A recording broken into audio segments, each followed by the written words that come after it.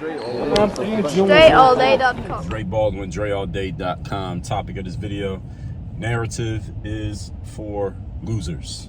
Yes, you heard me correctly. Narrative is for losers. Now, I know that you have heard this phrase, especially it's become a more common phrase over the last, let's say, 5 or so years of controlling the narrative. You heard this before, controlling the narrative.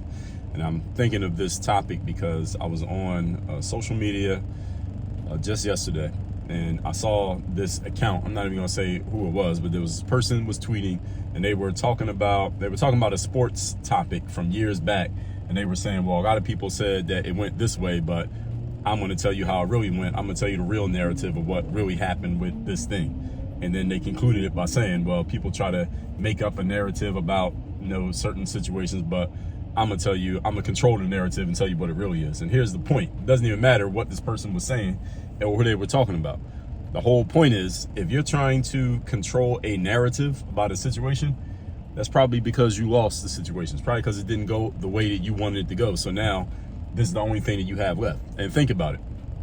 I'm thinking about the times where I hear people talking about controlling the narrative.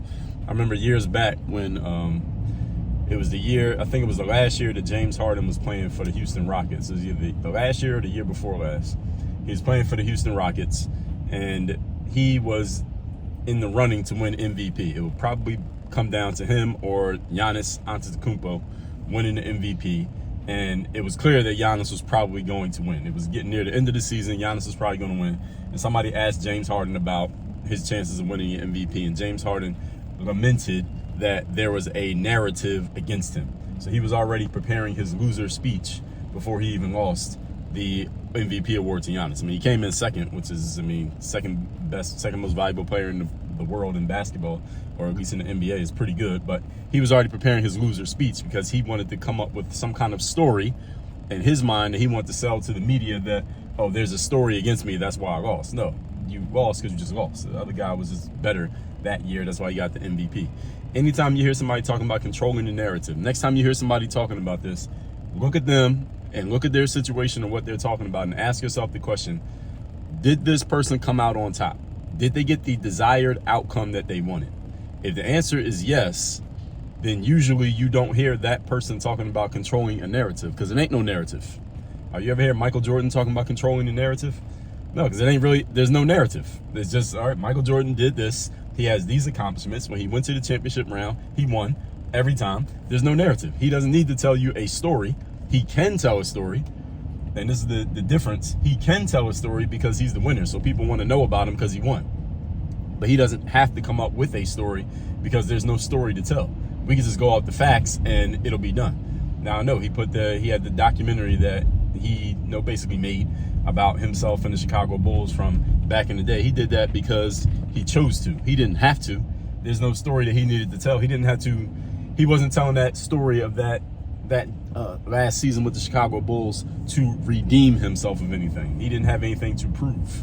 And maybe he wanted to prove, hey, I want the young people to know about me. But the point is, and I want y'all to just understand the point here, is that when you are successful and you achieve what you have set out to achieve, you don't need to come up with a narrative. You don't need to tell any type of story. There's nothing that you need to do to redeem yourself, because the facts redeem you. The facts are all that needs to be told. There's no story.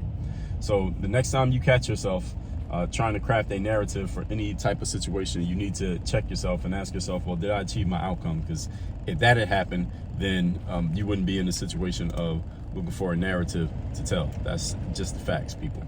Again, this is the difference between being right and being accurate. Being right is when you are trying to get your opinion across or your perspective of a situation across to other people.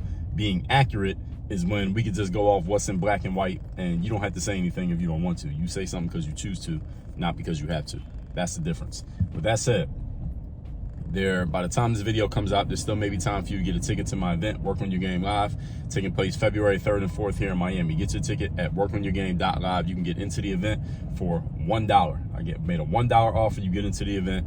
And secondly, go to workonyourgameuniversity.com. That's where you can take the next steps to work with me directly. Get access to my Bulletproof Mindset course, my 30 Days of Discipline course, all my courses on mindset, personal development, professional development, business, All of that is inside at workonyourgameuniversity.com. And text me, tell me the best insight you got from this video. My number is 305-384-6894. Work on your game. Dre all day.